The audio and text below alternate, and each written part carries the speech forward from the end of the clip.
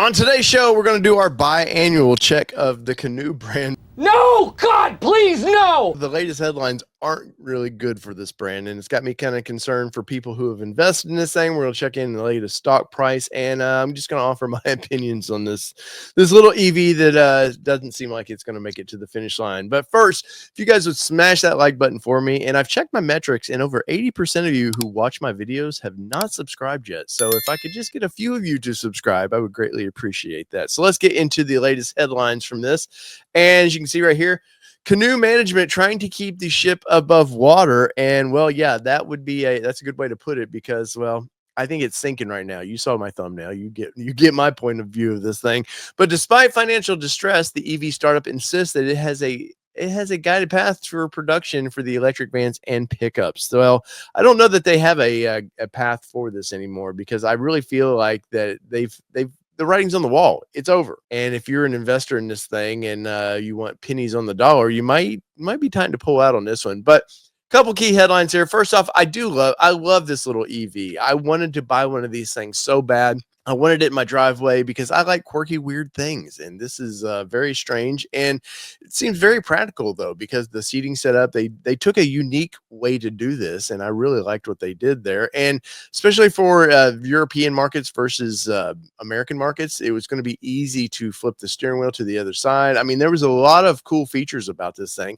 And they seem to take their time on developing the actual platform that it's built around. Of course, I think in today's age, I think 250 miles is what the estimated range was. I think that's long gone. I think if you're not 350, nearly 400 anymore, you're out of date. Your technology is no longer any good. And I think for this brand, maybe that's part of the problem. I want to look in a couple of these the part of the headlines here. It says Canoo started strong with orders with electric cargo vans from Walmart, U.S. Postal Service, and the Department of Defense. Well, I want to call timeout on that one, because they actually started taking pre-orders from people like you and me. Now, while I never jumped completely in on this, I was an investor in this company. I never fully jumped in because I something just told me, let's just see if they start producing, then I'll definitely get on board and try to do a reservation on one of these. But something just told me, back off, don't do it. And well, then the brand went from, targeting people like me and you to targeting the Walmart and some of these companies. I understand why. They need a flow of cash coming. And if they can get those big brands to help offset some of this stuff so they can produce them for me and you, I 100% get that. But the management, they've had a couple different management teams over the years, and they just seem to forget about me and you. They just seem to think, I think that they're a fleet company, and that's all they're ever going to be, which is kind of pissed me off, really, because I think there's a place for something like this, especially the world we live in now with robo taxis and all that coming. This thing was set up perfect for that. So in this headline, it says they're showing some signs of distress. No kidding. Wait till you see the stock price. Compounded by the EV less friendly policies from the incoming Trump administration, which once again, I got to call time out on that. You think Trump partnered with Elon Musk for having and Elon's over there going, man, I sure hope he kills EV. Guys, quit showing your bias in these articles. Canoo recently laid off 23% of its workforce's Oklahoma City plant for a reported 12 weeks. Now, that's not good. When you lay off, what's 23% of your workforce, that sounds like, holy crap, man, this thing is falling apart.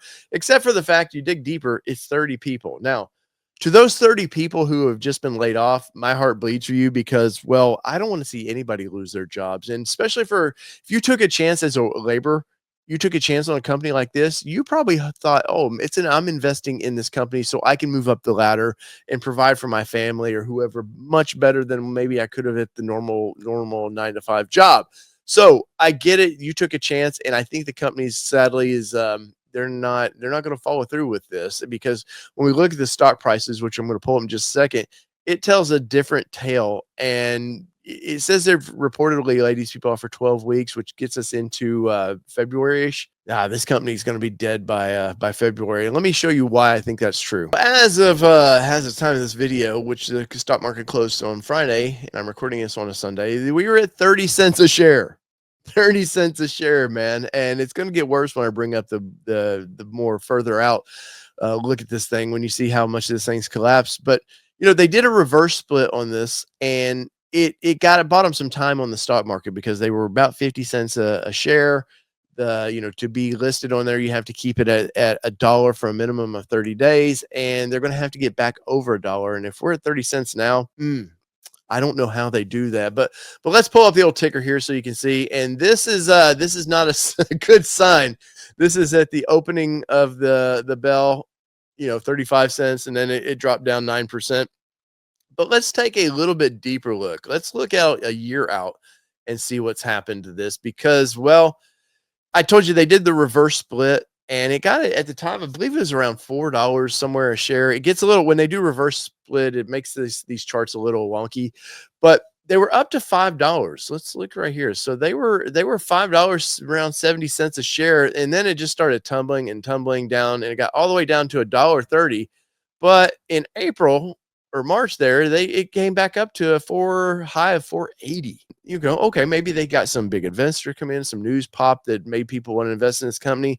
And then, well, they just lost all that quickly. And I mean, really quickly. So this is 422 by 4.5. It dropped down to half of that. And where we're at now at 30 cents a share. And I'm going to assume by the opening bell Monday, we might get into the teens with this stock. Now, what a great way for somebody to come in and buy this company outright. If there was an Apple or somebody that could, wanted to speed up their tech, because Apple for some reason has this chubby about wanting to be in the car business. I know there's Sony out there who wants to be in the car business. And then, there's companies like Tesla. Would Tesla like to build a van, and would this speed up their process? Probably not for Tesla, but maybe a Rivian or somebody that would like to play into, Rivian does the bigger cargo vans. Maybe this is a way for them to play into the smaller mom and pop delivery service. I don't know, but it seems like it'd be an easy way to take over a company now. But let's look at 5 years. It just gets worse, man. So we peaked. It says it was around $466 a share. Once again, I'm not an investor, or I invest, but I'm a dumb redneck from Middle Tennessee. So I'm not going to tell you I act like I know how to read these charts. But when you look at from where we started to where it ended, it's not looking good for this company. And what really bothers me at the end of the day is I feel like had they just kept their focus towards selling cars or vans to people like me and you, investors would have stuck around. But I feel like due to all the management changes they've had, I think they've had 3 CEOs over the past few years. Just the focus has changed. Then they start chasing that fleet money from Walmart, the federal government. They were hoping to make these things into postal service delivery vans. I just think it's been bad. They've never had a true focus of here's what the company's all about. And I think at the end of the day, it's proven. You look at the stock market, I would not invest in this thing at all. When they did the reverse split, I pulled my money out, and I'm the type of guy, I only invest hundreds at a time. I don't invest millions at a time. So, even when I lose hundreds at a time for a guy like me, it hurts. So imagine the big investors, they got a lot of money from the Saudi Arabia and all that. And they were just recently in the UK trying to get some excitement there that clearly didn't pan out. So in the comments below, I'm curious, did you invest in this company? How bad does this news hurt? I would like to see this little thing work out because I wanted one in my driveway. But at the end of the day, I don't think anybody's going to see these in their driveway. And that really bums me out because we live in a world where EVs are kind of boring as is. And I think having something different looking and fun like this might have been good for the EV community. So whether it be 2-wheel drive, 4-wheel drive, or these EVs that definitely I'm not going to get to drive. Game over, man. I think by February, this company is gone. It's been your All Terrain Nation. I'm your host, David Boyd, and we are out. Peace, everybody. Love y'all.